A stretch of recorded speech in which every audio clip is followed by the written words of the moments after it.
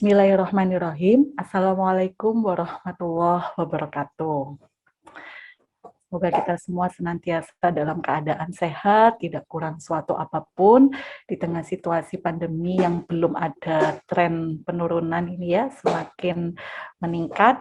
Dan kita berjumpa lagi dalam online course ya pada first chapter dengan topik besar strategi pengelolaan dana sosial Islam berkelanjutan.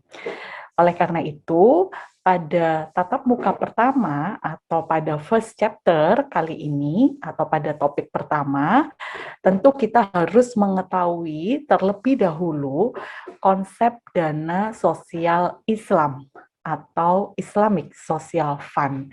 Bagaimana bentuk dana sosial Islam, selain definisi ya tentu saja, kemudian tujuan atau sasaran, dan lingkupnya seperti apa yang harus kita ketahui sebelum kita bicara mengenai tata kelolanya, sebelum kita bicara mengenai strategi pengelolaan dana sosial Islam, dan tentu kata kunci yang lain yang tidak kalah penting yaitu berkelanjutan atau sustainable.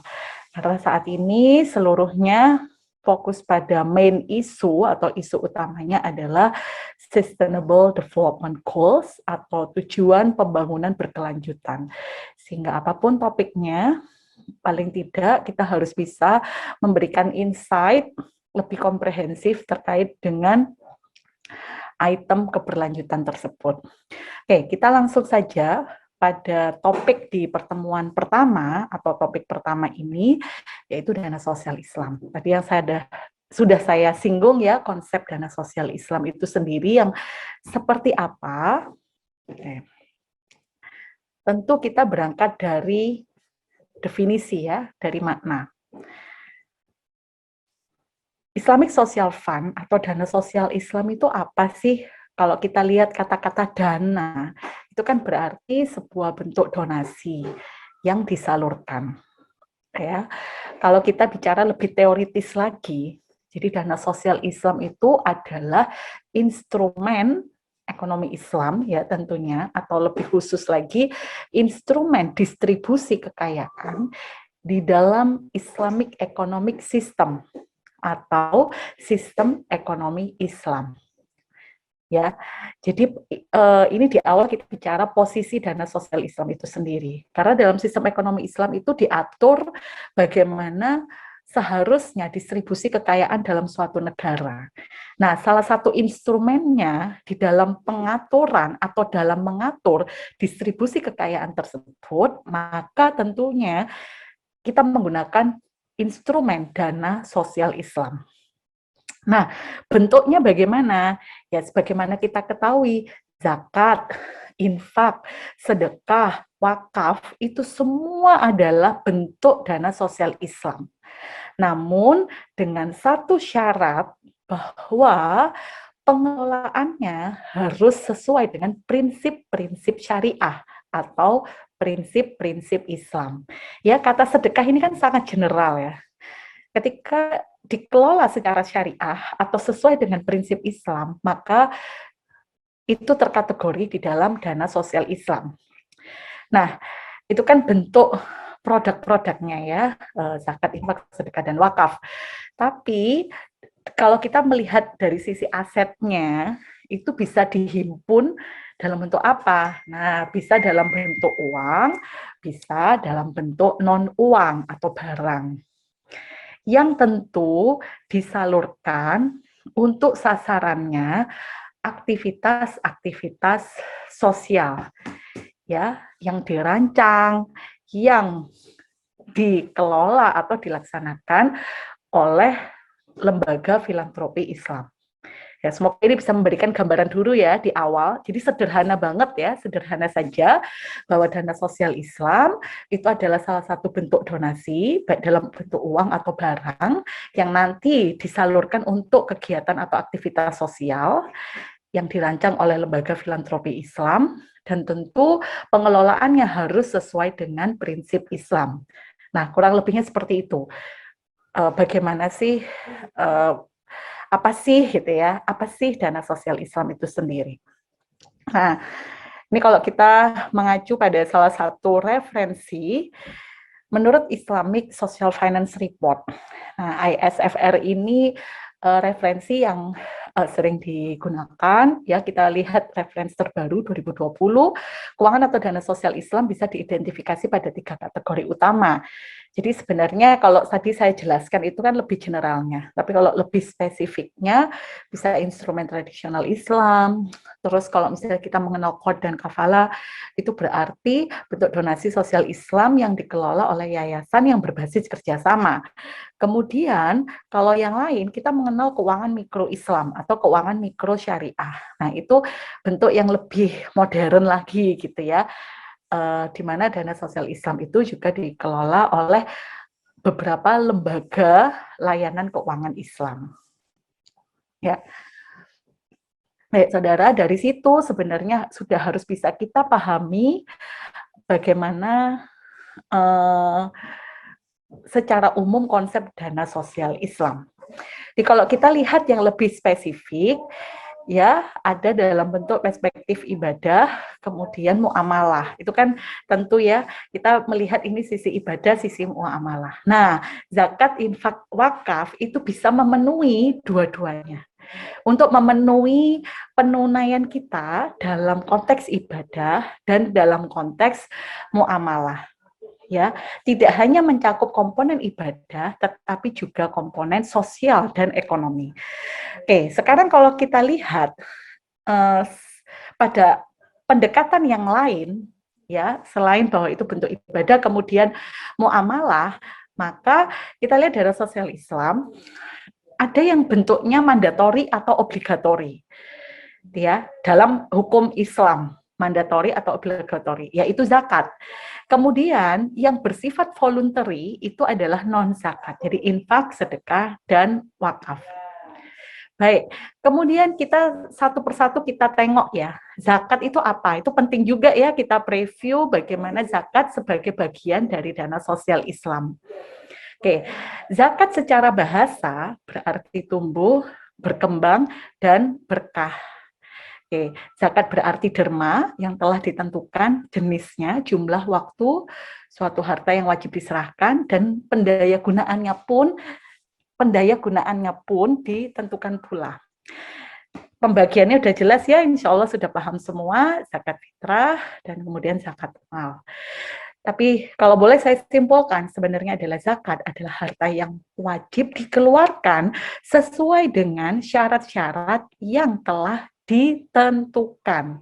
Nah, itu prinsipnya dari zakat. Ya, oke. Sekarang kita lanjut terkait dengan infak. Ya. Infak berarti ini lebih umum lagi ya, berasal dari kata anfaqo yang artinya membelanjakan. Pengertian menurut cara ya mengeluarkan harta karena itu bentuk representatif ketaatan dan kepatuhannya kepada Allah Subhanahu wa taala. Nah, kata infak dalam dalil Al-Qur'an, dalam hadis dan juga beberapa referensi yang lain itu memang maknanya luas ya karena mencakup semua jenis pembelanjaan harta kekayaan baik untuk kepentingan sendiri atau pribadi, keluarga dan yang lain. Oke, sedekah lebih luas ya daripada infak karena sebenarnya dalam konteks infak lebih pada materi, kalau sedekah bisa dalam bentuk materi dan non materi. Ya, dan pengertian menurut syara memberikan sesuatu kepada orang yang membutuhkan sekalipun ia tidak mengharapkan balasan. Pengertian menurut kebiasaan memberi sesuatu kepada orang lain yang sangat membutuhkan, tentu dengan mengharap ridho Allah, dengan mengharap pahala dari Allah Subhanahu wa taala. Oke, sebenarnya ini konteks terakhir ya untuk dana sosial Islam ya, untuk wakaf. Sederhananya, wakaf itu adalah donasi sosial Islam yang dikeluarkan dan tidak boleh berkurang nilai harta pokoknya. Ya, jadi tidak boleh berkurang, bahkan harus berkembang. Jadi nilai pokoknya tidak boleh berkurang. Dan wakaf ini adalah bagian atau bentuk dari donasi sosial Islam atau dana sosial Islam yang sifatnya tentu atau merupakan bentuk dari sedekah jariah. Jadi yang berwakaf itu tidak akan terputus pahalanya, even dia sudah meninggal. Ya, sebagaimana seluruh amalan seseorang itu akan terputus ketika dia sudah tidak lagi hidup di dunia, ya kecuali 3 perkara, ya doa anak soleh, ilmu yang bermanfaat, dan sedekah jariah. Nah, sedekah jariah itulah yang dimaksud dengan wakaf. Jadi kalau kita menelisik lebih jauh, kita mengidentifikasi lebih jauh apa yang di dalam Undang-Undang Nomor 41 Tahun 2004. Jadi wakaf itu adalah, ini jelas ya, standarisasinya adalah definisi dari undang-undang, bahwa wakaf adalah perbuatan hukum wakif atau pemberi wakaf untuk memisahkan dan atau menyerahkan sebagian harta benda miliknya untuk dimanfaatkan selamanya, ya, atau pada jangka waktu tertentu, jadi kontemporer ya, atau bisa dalam jangka waktu tertentu, dan ini pun juga ada peraturannya yang dikeluarkan oleh Badan Wakaf Indonesia sesuai dengan kepentingannya guna keperluan ibadah dan atau kesejahteraan umum menurut syariah. Nah, kenapa kemudian poin selanjutnya kita bicara wakaf produktif? Kenapa ya kok ujuk-ujuk atau tiba-tiba wakaf produktif? Ya karena kita tahu bahwa sebagaimana filosofi dari wakaf itu sendiri, tidak boleh berkurang nilai pokoknya. Nah, oleh karena itu harus berkembang dong, sebaliknya ya, harus berkembang. Nah, kenapa kok berkembang? Ya, kebermanfaatan wakaf itu dari mana? Kalau tidak dari nilai nilai tambah atau ya nilai yang berhasil dikembangkan dari dana atau harta pokok wakaf tersebut yang akan diterima oleh siapa? Yang diterima oleh mauquf alaih gitu. Sehingga udah jelas kalau kita bicara wakaf, maka kita tidak boleh lepas dari pembahasan wakaf produktif atau memproduktifkan wakaf. Jadi wakaf tuh harus produktif karena untuk apa? Nah, ini sudah disebutkan ya di slide, mampu menghasilkan surplus yang berkelanjutan atau menghasilkan manfaat yang berkelanjutan. Nah, oleh karena apa ya? Karena kembali ya, konteksnya wakaf itu adalah sedekah jariah. Yang diterima oleh mauquf alaih adalah manfaatnya. Ya, manfaat dari hasil pengelolaan wakaf produktif. Kalau misalnya ya, nazir menerima dana wakaf, katakanlah sudah terkumpul 100 juta gitu. Lalu nggak diapa-apain nih, karena nggak boleh berkurang dana pokoknya. Nah, apa lantas yang diterima oleh mauquf alaih atau penerima manfaat? Nggak ada kan? Nah, berarti sisi jariahnya di mana? Karena kan aspek kemanfaatan ini kan harus terus berjalan. Nah, oleh karena itu, nazir harus mengelolanya dalam bentuk pengelolaan wakaf produktif. Nah, konteksnya kita sebenarnya bisa kita bicara nanti di chapter berikutnya ya, bagaimana lebih detail donasi wakaf berupa benda bergerak seperti uang dan logam mulia, kemudian benda tidak bergerak seperti tanah, bangunan. Nah, surplus wakaf produktif inilah yang menjadi sumber dana abadi, kalau dalam konvensional kita tahu endowment fund, bagi pembiayaan kebutuhan umat seperti pembiayaan pendidikan dan pelayanan kesehatan yang berkualitas.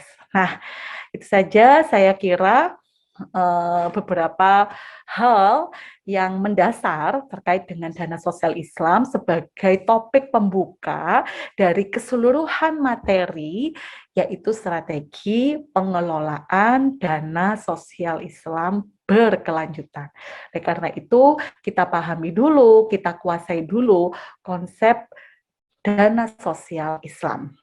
Oke, nanti kita ketemu di chapter berikutnya, kita akan bicara yang lebih detail lagi tentunya dan akan berseri. Semoga mengikuti sampai dengan akhir chapter. Demikian, terima kasih. Kurang lebihnya mohon maaf. Billahi taufiq wal hidayah. Wassalamualaikum warahmatullahi wabarakatuh.